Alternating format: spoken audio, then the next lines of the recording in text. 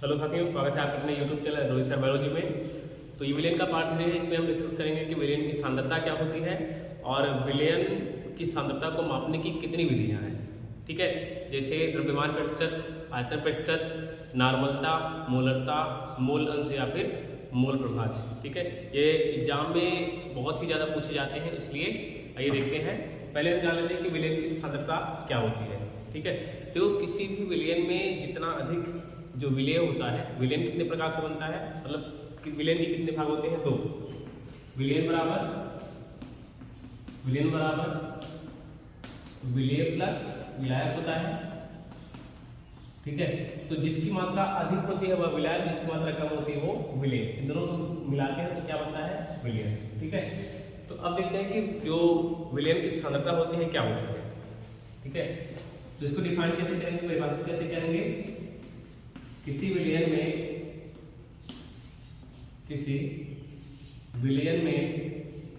उपस्थित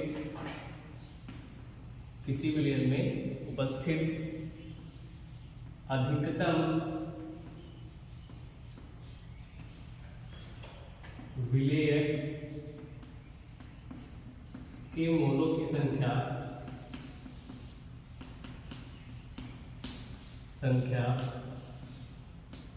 को विलेन की सांद्रता कहते हैं। विलेन की सांद्रता कहते हैं। तो किसी भी विलेन में उपस्थित विलेय के मोलों की संख्या का मतलब है, ठीक है, देखो जो मोलों की संख्या है,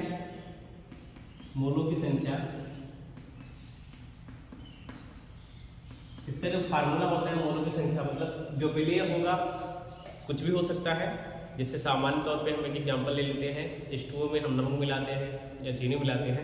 ठीक है, तो यहाँ पे अगर नमक मिला रहे हैं तो जो NaCl, ठीक है, ये हमारा क्या हो जाएगा? विलेय। तो विलेय के मोलों की संख्या, यानी कि जो पदार्थ का जो द्रव्यमान होता है या पदार्थ की मात्रा होती है उसको मोल में मापते हैं, मोल मात्रक है। ठीक है, इसके मोलों की संख्या बराबर जो फार्मूला होता है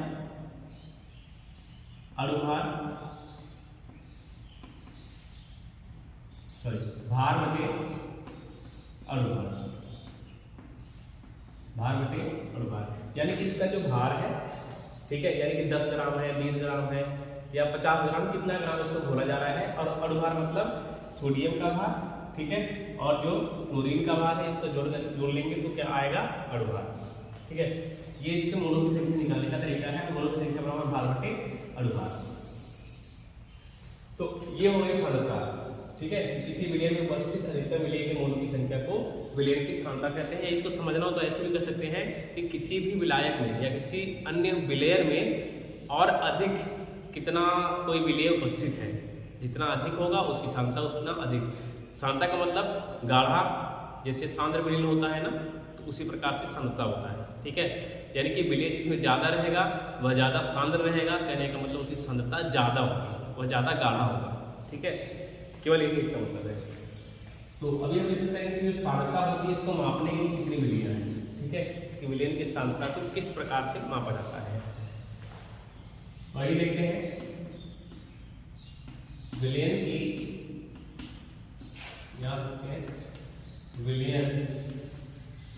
की सांद्रता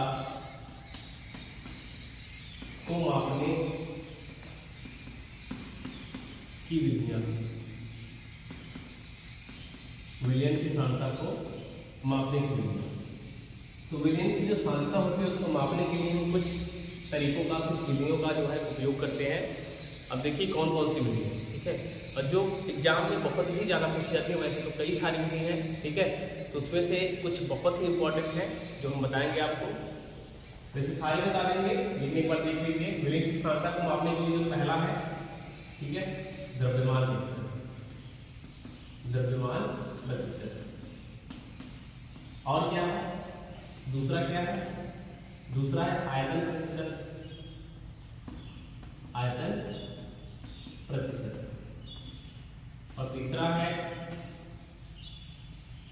मोल अंश या इसको और एक नाम से जानते हैं मोल प्रभाज मोल प्रभाज। एक और है नॉर्मलता, ठीक। पांचवा मोलरता, ठीक है। ये जो है ये बहुत ही इंपॉर्टेंट है, ठीक है। इसके बाद और भी कुछ होते हैं, आयतन भार प्रतिशत भी होता है, पीपीएम में सांद्रता होता है, ठीक है, फार्मलता होता है, और यहाँ पे फार्मलता होता है।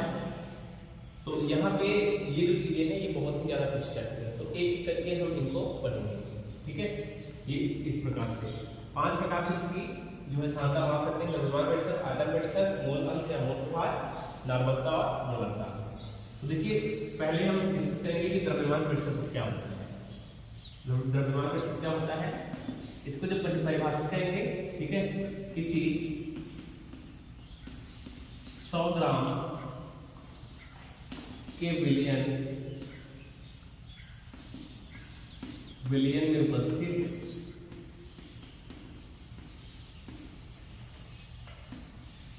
विलेय की ग्राम में मात्रा को द्रव्यमान प्रतिशत कहते हैं,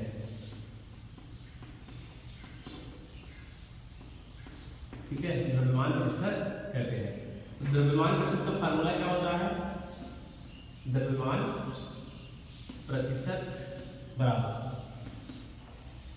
विलेय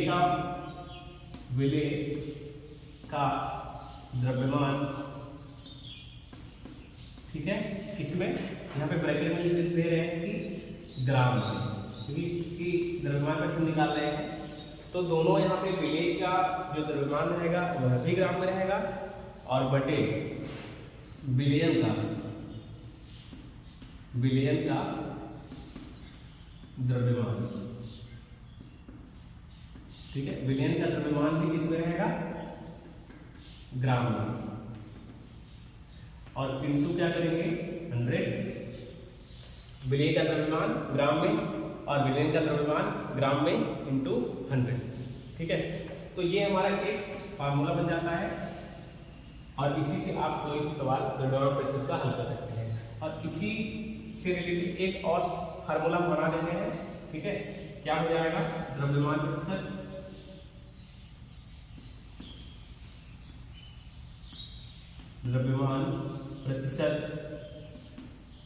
बराबर विलेय का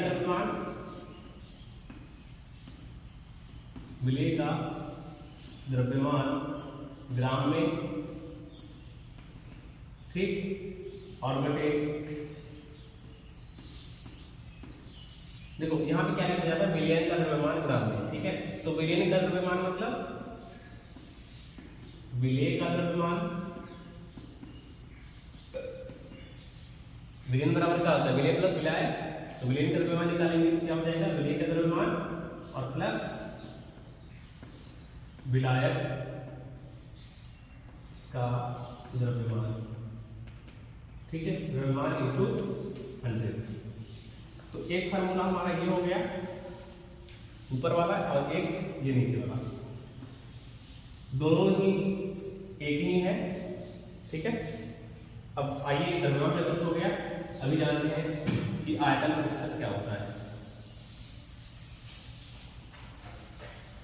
सेकंड है आयतन प्रतिशत, ठीक है। आयतन प्रतिशत क्या हो जाएगा, तो इसका हम फार्मूला लिखते जा रहे हैं और डेफिनेशन बोलते जा रहे हैं, ठीक है, क्योंकि इसमें बहुत ज्यादा समय लगेगा। इसमें क्या हो जाएगा, इसका जो फार्मूला होता है विलयन का आयतन प्रतिशत बराबर विलेय का आयतन ml में, ml यानी मिलीलीटर, और विलयन का आयतन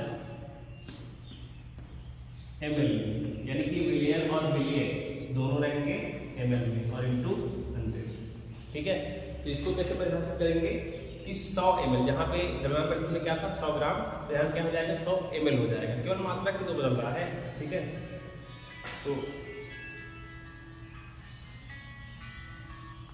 तो यहाँ पे विलेय का आयतन ml में, ठीक है, विलयन का आयतन ml में। ठीक है, तो कैसे इसको परिभाषित करेंगे कि 100 ml, ठीक है, 100 ml विलयन में उपस्थित विलेय का ml में मात्रा क्या कहलाता है, आयतन प्रतिशत।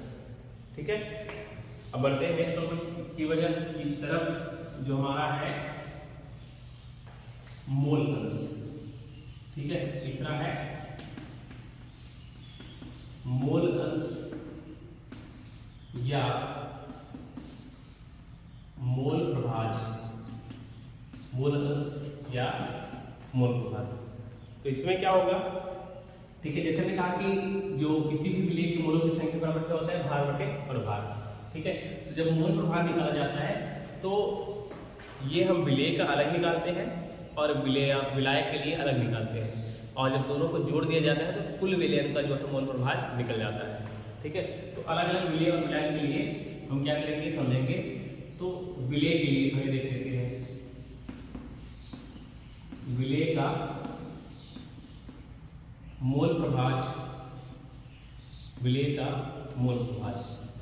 ठीक है, तो यहाँ पे मान लेते हैं हमारा जो A है ये क्या है विलेय, और जो मोल प्रभाज होता है इसको x से दर्शाते हैं। तो क्या हो जाएगा, मोल प्रभाज बराबर विलेय के मोलों की संख्या,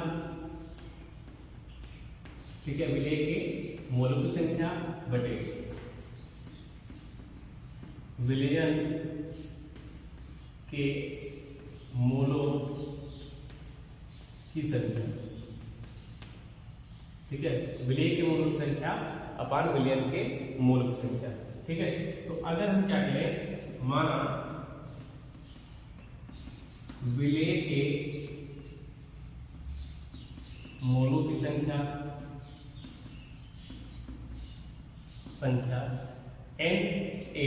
ठीक है, Na तथा विलायक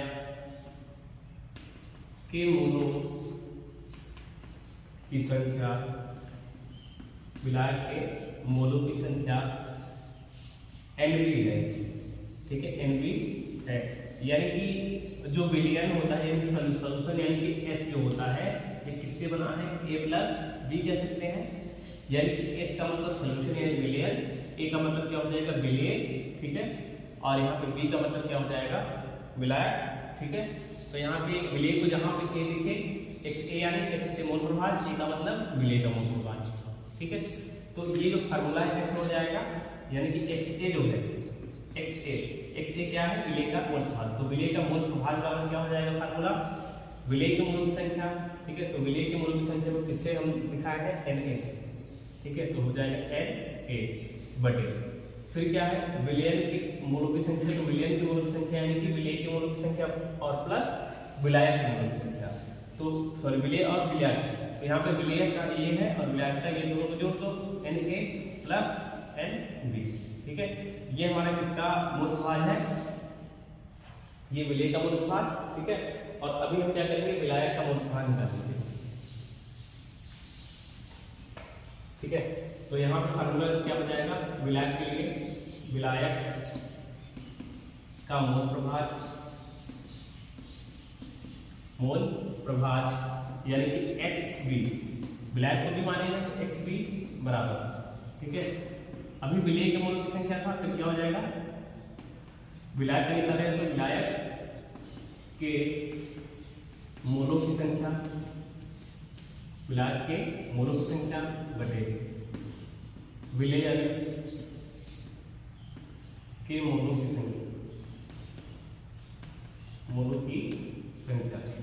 तो यहाँ पे XB बराबर विलायक को क्या माने है, विलायक के मोलों की संख्या Nb और विलेय के मोलों की संख्या Na।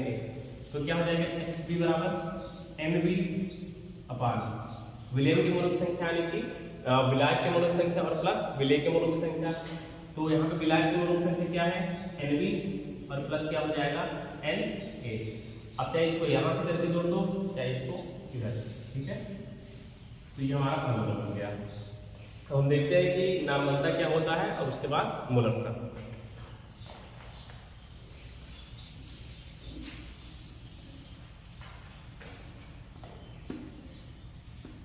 हमारा नेक्स्ट हेडिंग है नॉर्मलता, इसको कहते हैं नॉर्मलिटी। ठीक है, नॉर्मलता देखो, नॉर्मलता का जो फार्मूला होता है, नॉर्मलता बराबर विलेय के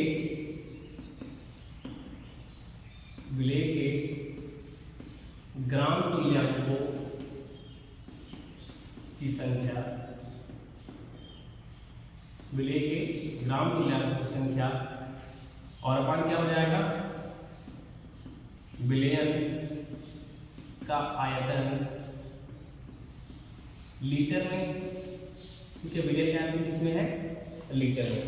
ये हो गया। अगर इसको परिभाषित करेंगे तो कैसे करेंगे कि 1 लीटर विलयन में उपस्थित विलेय के ग्राम तुल्यांकों की संख्या को नॉर्मलता कहते हैं।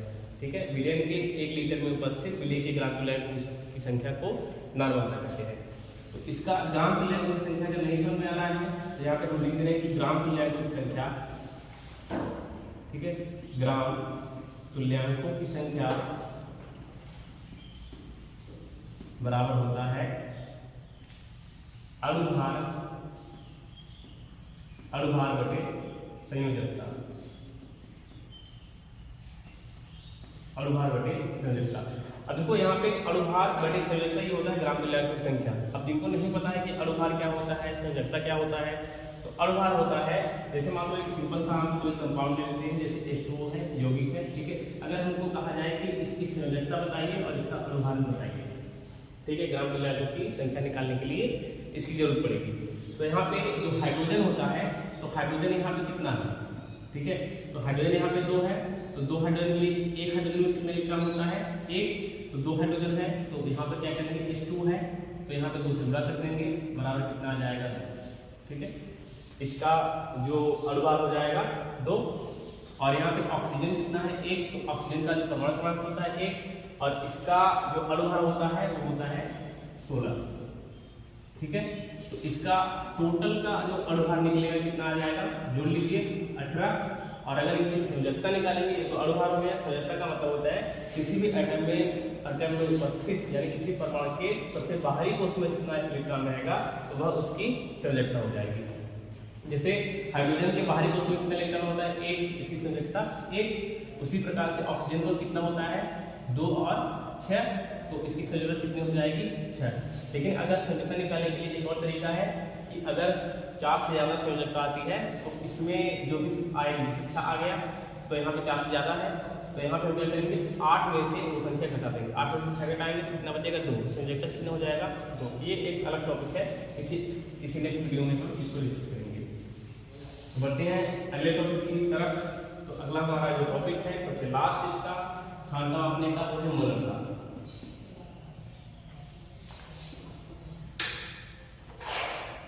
मोलरता। ठीक है, इसको बोलते हैं मोलरिटी। देखते हैं क्या है, तो इसका जो फार्मूला होता है, ठीक है, मोलरता बराबर होता है विलेय के मोलों की संख्या, विलेय के मोलों की संख्या बटे विलयन का आयतन लीटर में। ठीक है, विलेय के मोलों की संख्या बटे विलयन का आयतन लीटर में। तो मोलों की संख्या बराबर हमने क्या बताया, क्या होता है, भार बटे अणुभार। ठीक है, तो यहाँ पे हम एक फार्मूला बना लेते हैं सवाल हल करने के लिए। माना विलेय का भार, ठीक है, माना विलेय का भार WA तथा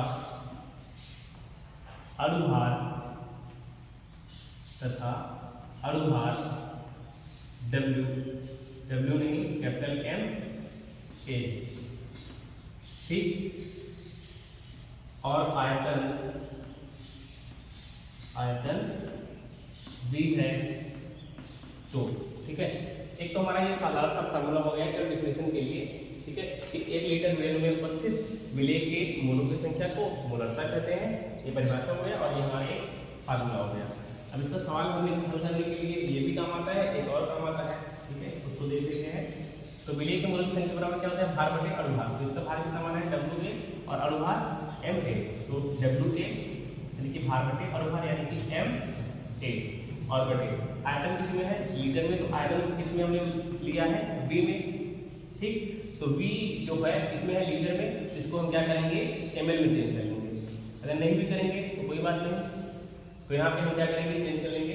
इसका जो फार्मूला आ जाएगा, यहाँ पर फार्मूला क्या आ जाएगा WA, ठीक। और ये क्या करेगा, ऊपर चला जाएगा इंटू 1000 बटे MA और इंटू V।